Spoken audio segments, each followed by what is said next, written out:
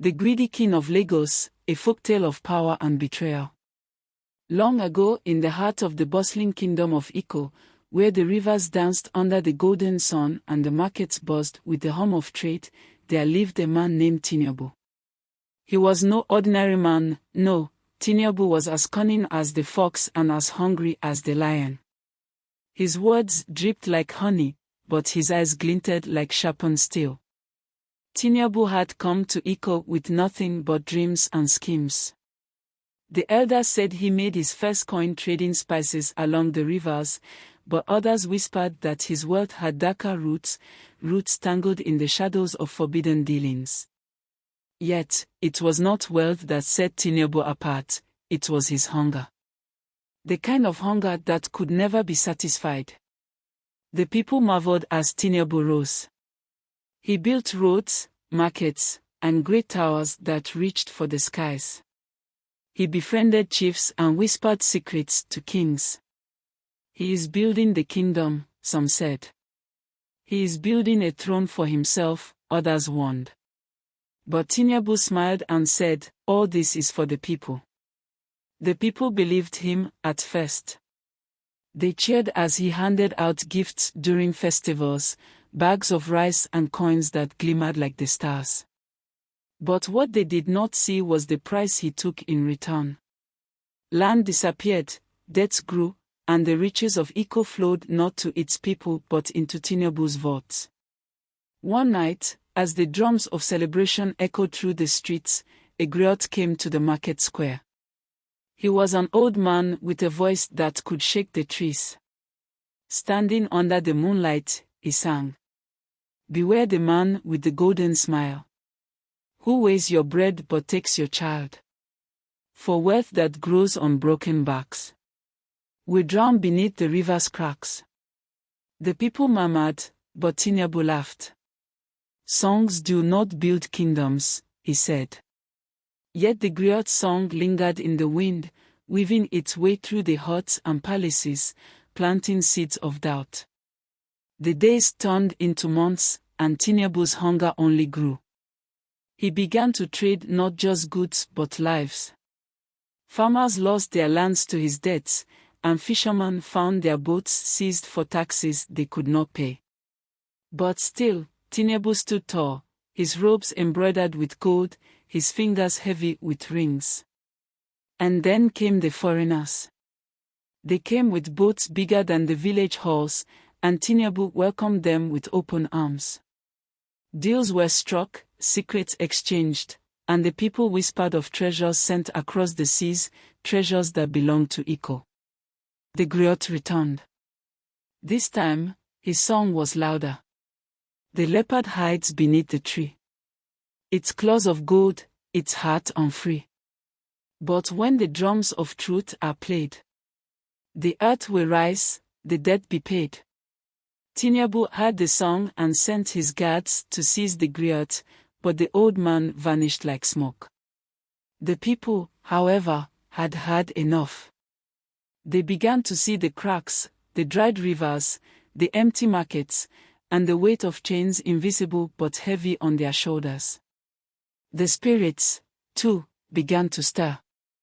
The winds grew harsher, and the rains refused to fall. The farmers cried to the gods, but the gods were silent.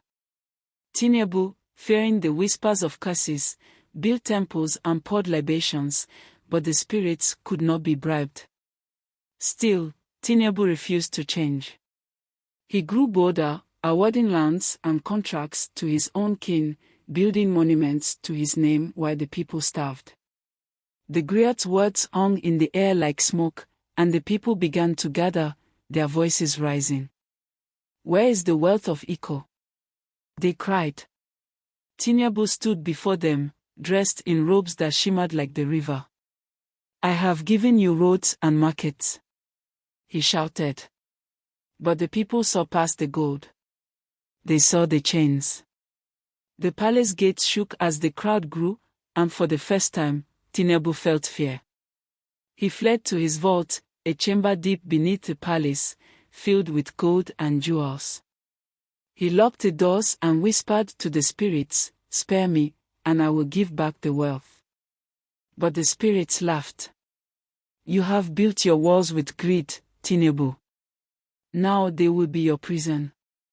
And so the vaults, heavy with gold, became his tomb. The people tore down his palace, but no one ever found Tinubu. Some say he fled across the seas, taking his treasures with him. Others believe he still wanders the land, his soul chained to the riches he could not leave behind. Yet, the griots still sing. The river swells, the drums will beat. For greed that walks with silent feet. The wealth that binds will break the bone. And kings will kneel before the stone. The story of Tinubu spread far and wide, a warning to all who let greed guide their steps. But the earth remembers, and the rivers whisper his name, Tinubu, the king who built a throne on shadows and fell beneath their weight. But the earth does not forget, and neither do the rivers. They carry Tinubu's name beyond the borders of Iko, into lands where traders and wanderers spoke of the man who built a kingdom of gold and shadows. In distant markets, elders recounted how Tinubu's greed had turned his palace into a tomb. He traded trust for treasures and lost his soul, they said. Yet, whispers persisted that Tinubu still lived, disguised, hidden, plotting his return. One day, a young girl named Amara, who grew up hearing the griot songs, wandered into the ruins of Tinubu's palace. The walls were crumbled, the gardens overgrown, but the earth seemed to hum with secrets. Amara had heard the stories, but she didn't believe the spirits had sealed Tinubu away. She believed he had escaped. Clutching her father's old lantern, Amara stepped deeper into the ruins, past broken pillars and shattered statues of Tinubu's likeness. In the heart of the palace, she found the vault. Its door, once gleaming with gold, was now rusted and cracked. Inside, she expected riches beyond imagination, but the vault was empty, save for a single golden mask resting on a pedestal. Its eyes were hollow, yet Amara felt as though it was watching her. She reached out, and the moment her fingers brushed the mask, a voice echoed through the chamber. "Who dares disturb my kingdom?" Amara froze. The voice was deep, heavy with anger and fear. She turned to run, but the vault's doors groaned shut behind her. "Who are you?" she asked, her voice trembling. The shadows shifted, and from them stepped a figure dressed in tattered robes, his hands still adorned with rings that caught the faint light of her lantern. It was Tinubu, or what was left of him. His face was gaunt, his eyes hollow, yet his presence filled the room like a storm.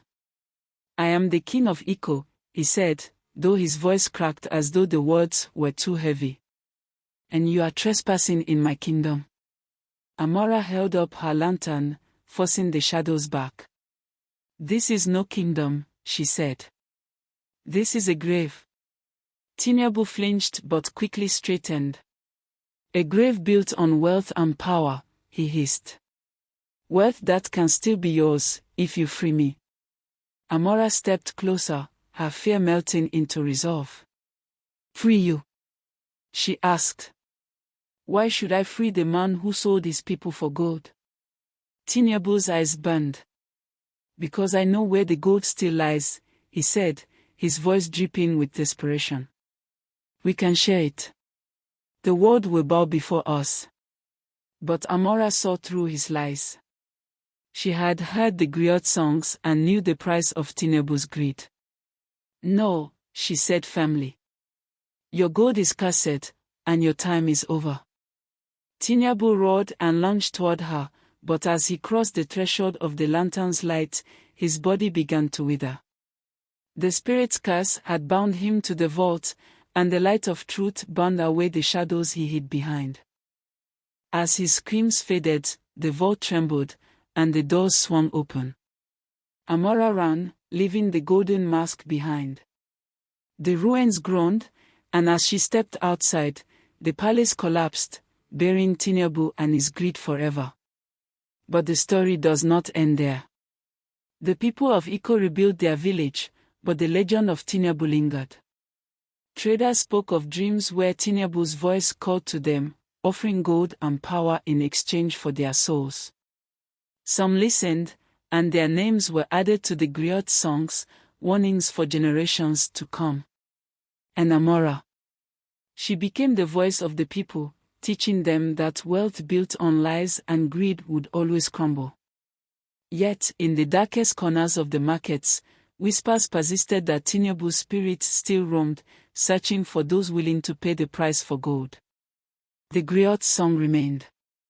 Beware the man whose words are sweet, for gold that grows beneath his feet. The earth will rise, the chains will break, and kings will kneel before the snake. And so the tale of Tinubu lingered like smoke above the fires of Iko, whispered in the shadows where men plotted and in the marketplaces where children danced to the griot songs. But the earth remembers, and the spirits watch. Amara grew wise and strong, her name carried with honor throughout the kingdom. Yet, even as she led her people toward a brighter future, the shadows of Tinubu's greed clung to the edges of their lives. Strange happenings troubled the village, cattle vanished, crops withered without cause, and the rivers sometimes ran red under the moonlight. The elders gathered, their faces tight with worry. The spirit of Tinubu stirs, they said. Greed never dies, it only waits. But Amara refused to fear. Armed with her father's lantern and the stories of her ancestors, she vowed to end Tinubu's curse once and for all. One night, guided by dreams and the whispers of the wind, Amara followed the river to the edge of the forest where Tinubu's wealth was said to be buried. The trees bent low, their branches clawing at her as if to warn her to turn back. But Amara pressed on. She came upon a clearing where the earth was split open, revealing a pit lined with gold and jewels.